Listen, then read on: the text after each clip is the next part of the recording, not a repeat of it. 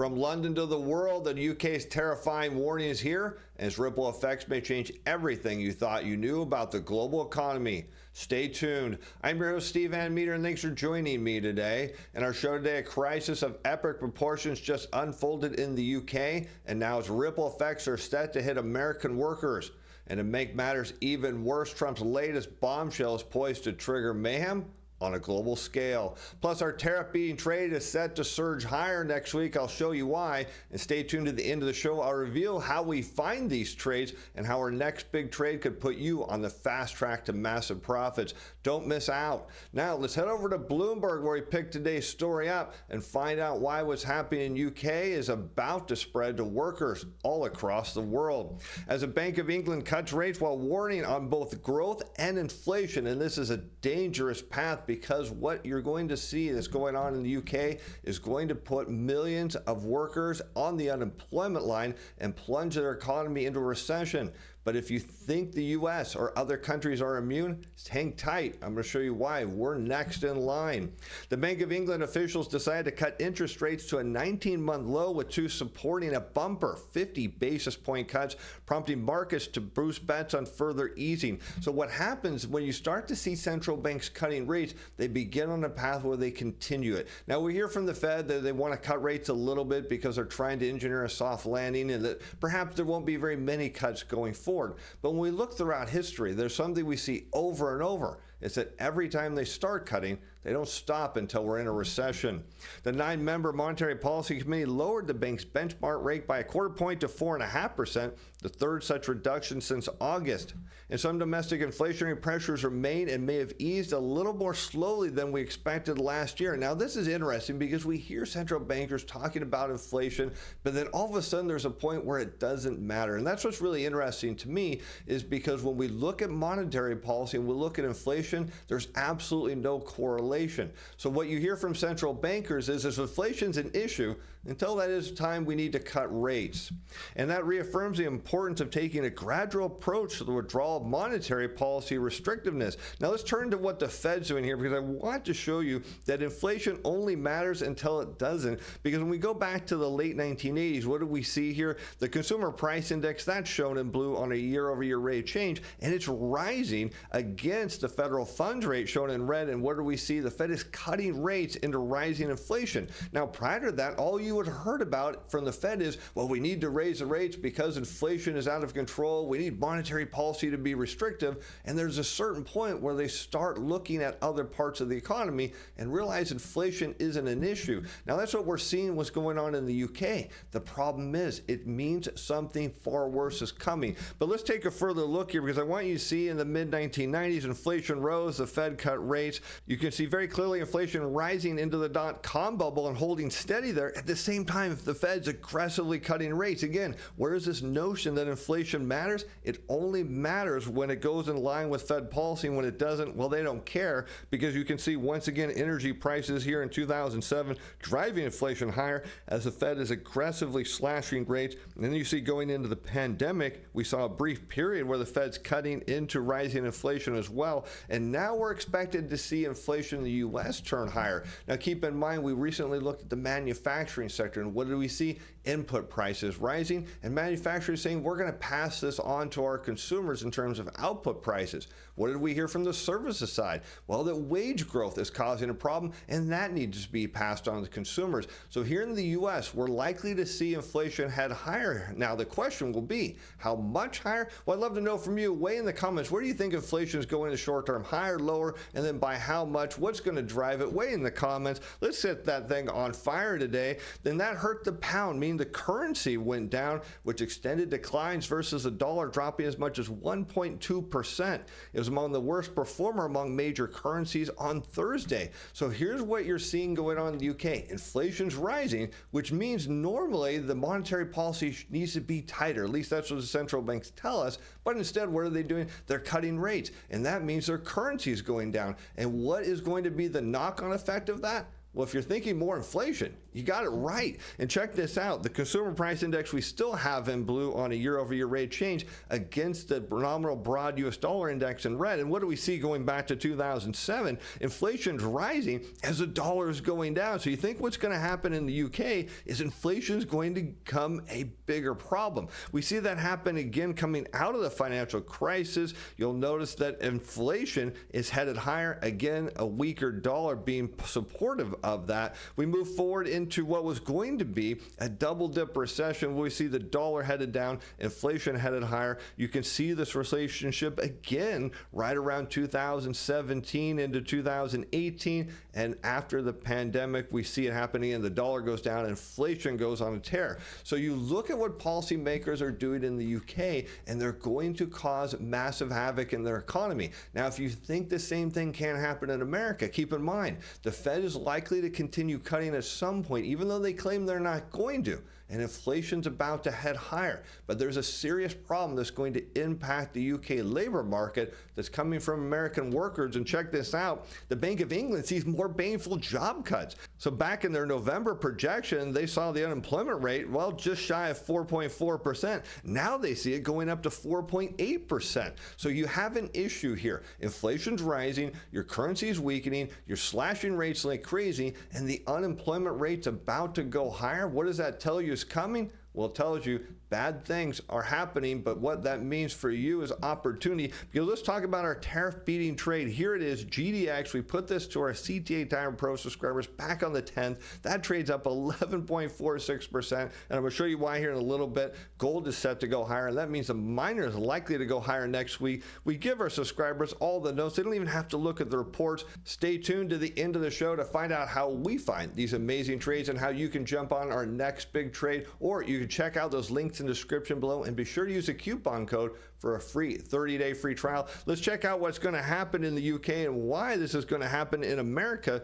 As we look at the consumer price index, again, still in blue on a year-over-year rate of change, now against the unemployment rate, because what's happening in the UK is the central bank is engineering the worst possible economic scenario, and that, my friends, is called stagflation. And that happens when you get rising inflation, as you see here in the late 1980s, against a rising unemployment rate. This means workers are losing their job, they're going on unemployment, so their income's dropping at a time when prices are rising. Now, if we're already struggling with rising prices, which we see American workers are complaining about, we're seeing in the surveys, they're saying, look, we can't afford higher prices, we think our wage growth is going to continue slow, and we're worried about our jobs. So imagine in that scenario, you've now lost your job, you're on unemployment, your income goes down, and prices are going higher. What does that mean for your spending power? It's going to drop significantly, leading to more people losing their job. That's exactly what's coming to the UK. I'm going to show you why it's coming to the US as well. Let's continue, because look what happens in the late 1990s going into 2000.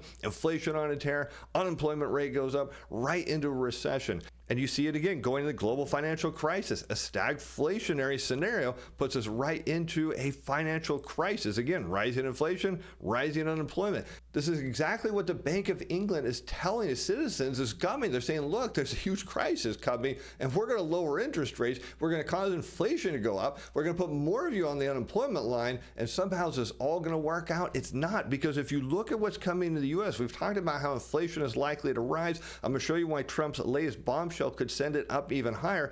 And while unemployment dipped during the last non-farm pay report, the trend still gives us the indication that it's headed higher, particularly when we look at the survey data of what consumers are saying about the economy. But what is this big bombshell that Trump had over the weekend? Well, he says he plans reciprocal tariffs, and that's going to affect everyone, including our tariff-beating trade. I'm showing you why that's likely to head up here this next week.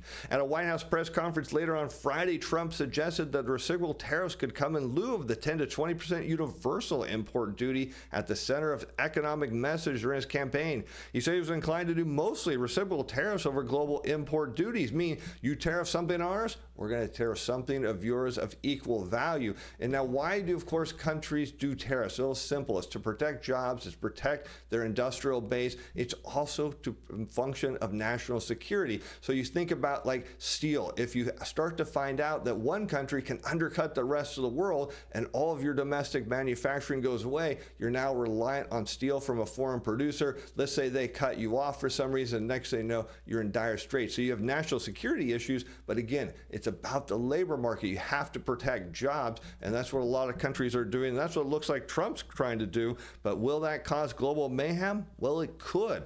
But the push on reciprocal tariffs comes as the U.S. president has also suggested plans to implement a global tariff, target the European Union specifically. We'll talk more about them in a little bit, and impose sectoral sanctions on steel, pharmaceuticals, oil, and other key sectors, and that could drive prices higher. So you can see the U.S. economy is going on a similar trajectory as everyone else, but much further behind. While our unemployment rate is only around 4% compared to projections in the UK that are going to go from 4.4 to 4.8, our trend of unemployment is headed higher. And given what we're hearing from earnings, companies are not talking about hiring big, they're talking about further layoffs. And then when we look at the manufacturing sector, services sector, and the potential impact of tariffs, what we face is rising inflation, and that means the king dollar emerges as a fresh threat for big tech earnings. When we talked about that in yesterday's show, Amazon warning, look, the dollar's going up. This means consumers can't afford as much, and that means our profits are going to go down, and as a result, we're going to have to lay more people off. And we're going to hear more of this from big tech companies because it's a major issue that's going to impact earnings going forward. And even as the greenback eases on U.S. delaying tariffs on Canada and Mexico, demand for protection against the dollar further appreciating is at the highest in 2 years. So a lot of people worried that the dollar is going to go higher. The problem is it's going to go higher. If we have more tariffs, it's going to go up. I'm going to make the case of why that's going to happen. It's really the unexpected rally in the dollar that causes the most damage to corporate bottom lines. And while it's true it does cause damage to corporate bottom lines, it is not unexpected at all. Let's take a look at this next chart. We have the imports of goods and services in blue. That's showing a year-over-year rate change against the nominal broad U.S. dollar index because dollars are created through global trade. So when global trade is expanding, more dollars are created. Now, the natural effect of this is the dollar goes down over time. Now, many people think, well, the dollar needs to be a store of value. Well, it was never intended to be a store of value. If that's what you're looking for, take your money and invest it elsewhere. The dollar was meant to be a medium of exchange, and as banks create more money through global trade, it gets weaker. The problem is, as demand goes down, imports go down, dollar goes up. We could have seen this coming from a mile away, and here's the evidence of it. When we go back to the global financial crisis, what happens? Imports start to slow and go down, dollar shoots higher. Now, part of that was the safety trade, but nevertheless, you can see the relationship as we move forward to 2010. What happens? Imports coming to the United States, slowing, eventually contract, dollar going higher here. You see it happen again in 2014. Imports slow and then contract, dollar goes higher. Then we move forward to 2018. We see import growth slowing, eventually contract as we head into the pandemic. What happens? The dollar goes higher and then shoots up as the safety trade right during the pandemic. And then look what happens around 2021. We see import growth start to slow, dollar on a rise, and now it's happening again. So what we're going to see here is the dollar head higher, and also we're going to notably see gold go higher. That means miners go higher, and that means our trade's going to go up too. Again, you can jump on our next big trade. It's not too late. Stay tuned to the end of the show.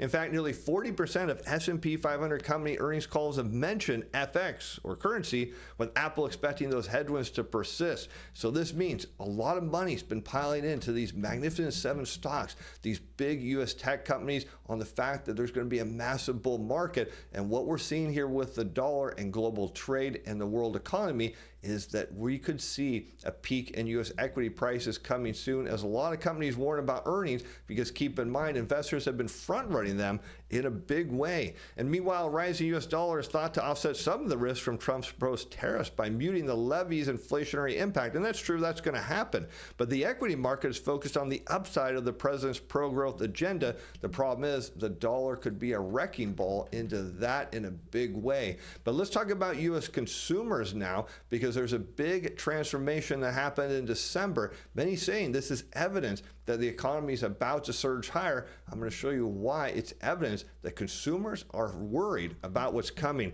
As U.S. consumer borrowing surged by $40.8 billion. This is now the most on record. And get this, we're not seeing the all-time high in interest rates on credit cards, but we're pretty darn close to it. We're seeing record high interest rates for the most part, and consumers eager to borrow money in a big way.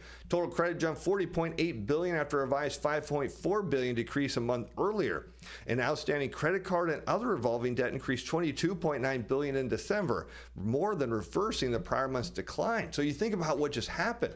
Consumers were front running the tariffs in a big way, and we heard that. We heard people say, look, I'm spending all this money because of tariffs, prices are going to go up. What's now going to likely happen in January, February, March as we go through and start to get data? We're going to see consumers cut their spending because they're going to need to pay down on this debt. Because what did the University of Michigan survey recently tell us is that consumers are concerned about the future path of their job and where their income is going. They're worried about that. Means you get into debt pay down mode, then that means upward pressure on the dollar. This is not a good sign for what's coming to the U.S. economy at all. And Americans were rolling over an even larger share of their credit card debt in the third quarter. And the share of borrowers who are only making minimum payments was the biggest on record. So you can see again the stress of inflation on American households and their budgets, incomes not keeping up with it, people forced to borrow more money on their credit cards at very high interest rates only to be able to barely make the minimum payment. You can see we're getting very close to another financial crisis here in the U.S. and the delinquency rate has risen too, with some 3.5% of card balances past due by 30 days or more and 1.8% of accounts delinquent. Both figures more than double the post-pandemic lows recorded in 2021. Again, a sign that the U.S. economy headed in the wrong direction here. You look to where the U.K. is, and you see the U.S. not far behind. You look to Europe now, as the ECB cuts rates for the fifth time, as the Eurozone economy flatlines and gets prepared for reciprocal tariffs. Policymakers have been looking past the recent uptick in inflation. So you look, again, what's happening in the U.K., what you're seeing coming in America, also happening in Europe. Inflation going higher, central banks cutting, their currency is going to weaken, more inflation, more unemployment, stagflation, recession. You get the playbook of what's coming here, as they're confident their goal will be met this year. And instead of fretting about sputtering performance of the Eurozone's 20-nation economy, which is getting worse, that has now unexpectedly stagnated at the end of 2024, well, you can thank central bankers for that, because they're only going to make it worse. But just because the economy around the world's getting worse doesn't mean you can't make money. In fact, you can make a ton of it. Let's check this out again. Our GDX trade, this is large gold buyers back on January 10th to our CTA Tire Pro subscribers, up 11.46% as of Friday's close. Here was the notice that we gave to our subscribers that said, look, it closed above its 10 and 30-day volume profiles. Buy it open. Here's our initial upside target, which is blasted past. Here's your stop loss or risk control levels. And this is where we said, buy it open on this candlestick. And now you're way up here looking to go even higher. Now, how do we do that? Each and every day we look at how the machines are positioned in the market, because they trade hundreds of billions of dollars. And what we're looking to find is positions where they're going to be massive buyers, and position our subscribers ahead of that so they can catch the tailwind of the machines. And then we try to get them out before the machines cut and run. And because the machines run on a formula, well, we simply have mimicked that. So we know how machines are likely to trade, and then we give those notes to our subscribers. Here's the best part. You get the report, you get the tradable signals. I review all the trades and tell you these are the ones I like and why. We back tested our report to validate it works. We give you full risk control levels in terms of stop losses, a weekly update on all our trades,